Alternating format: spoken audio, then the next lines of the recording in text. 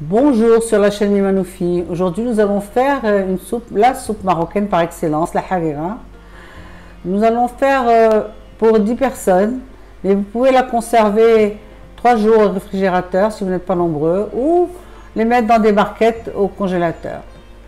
Donc il nous faudrait une ou deux têtes de céleri, suivant qu'ils sont petits ou gros, une botte de coriandre, une botte de persil, 250 g de viande coupée en petits morceaux, bœuf ou mouton ou veau que vous voulez, 300 g de pois chiches que l'on a mis à tremper la veille et que l'on a écossé le lendemain, à peu près 50 g de riz, 3 ou 4 petits oignons mais c'est facultatif, un gros oignon râpé, du sel, du poivre, du safran véritable ou du colorant alimentaire selon ce que vous avez, 50 g de beurre, 1 kg de tomates, une petite boîte de concentré de tomate et 200 g de farine.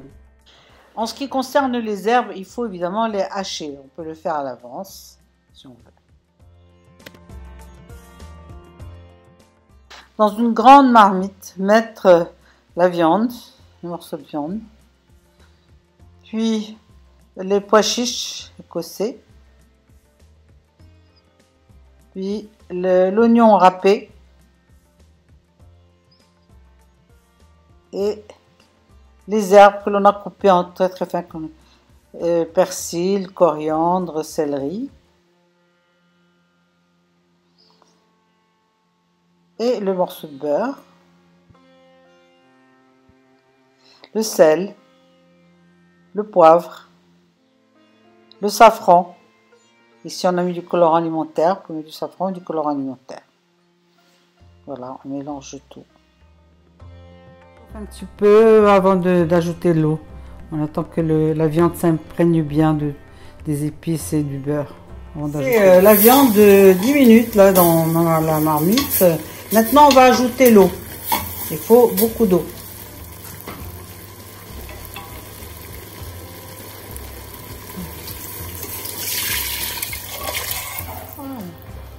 Et encore, ça ne suffit pas. Et même 2 litres pour le moment. Et même on rajoutera par la suite encore.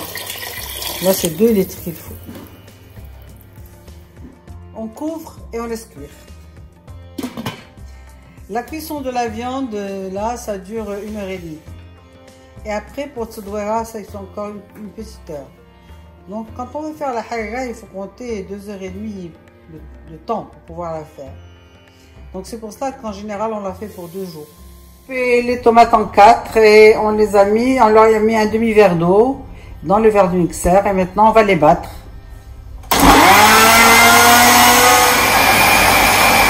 Bien moulu dans le verre du mixeur, on va les passer dans le passoire. Bien. Voilà. On va les passer à travers une passoire pour bien passer tout le résidu de tomates. On se sert toujours, quand il y a une passoire, d'une louche pour pousser. Voilà, le coulis de tomate est prêt. On va aussi donc le réserver pour la suite, en attendant que la viande cuise. Pendant ce temps, on met de l'eau dans la farine. On la mélange avec de l'eau.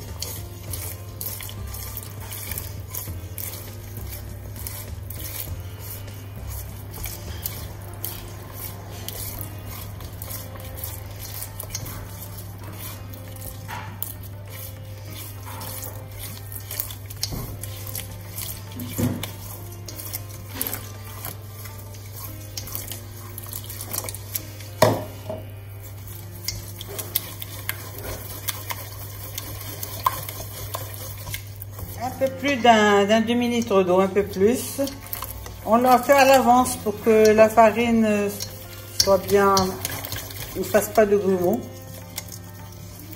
Et si jamais elle en fait, vous prenez un batteur et vous battez un petit peu avec. Mais voilà, alors on l'a fait à l'avance, comme ça on aura le temps de bien se diluer dans l'eau. Au bout d'1h30 de cuisson, nous avons découvert la marmite et on ajoute donc les petits oignons qu'on avait gardés.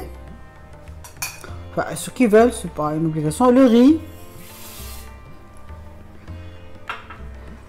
les tomates que l'on a mixées dans le verre du mixeur et qu'on a, voilà, coulis de tomates.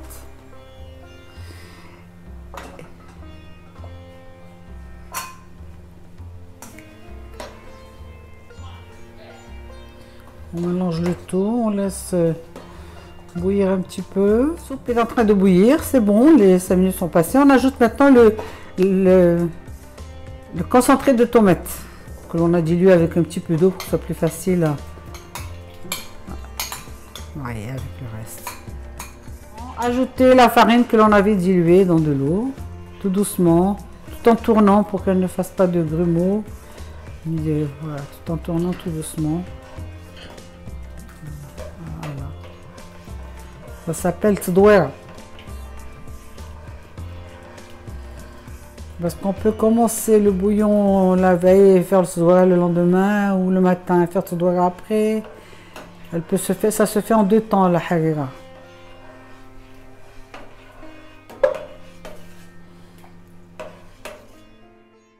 On l'a laissé sur le feu pour que la farine puisse cuire, encore 20 minutes ou un quart d'heure. Et on peut remplacer les pois chiches par des lentilles. Beaucoup de gens mettent des lentilles à la place des pois chiches. Et à la fin de la cuisson, on peut ajouter un jus de citron. C'est aussi faisable pour ceux qui aiment.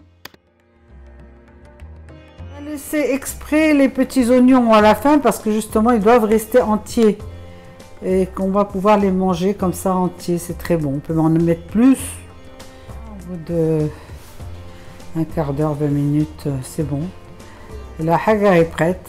Vous pouvez donc la servir, la consommer ou la garder jusqu'au lendemain ou le surlendemain. Bon appétit.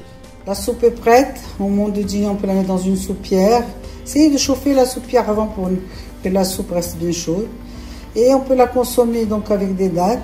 Puis avec des brioches au miel, des baklawa, enfin toutes sortes de gâteaux au miel, shibakia également. Et certaines personnes y mettent du citron pressé. C'est très bon avec du citron pressé. Bon appétit.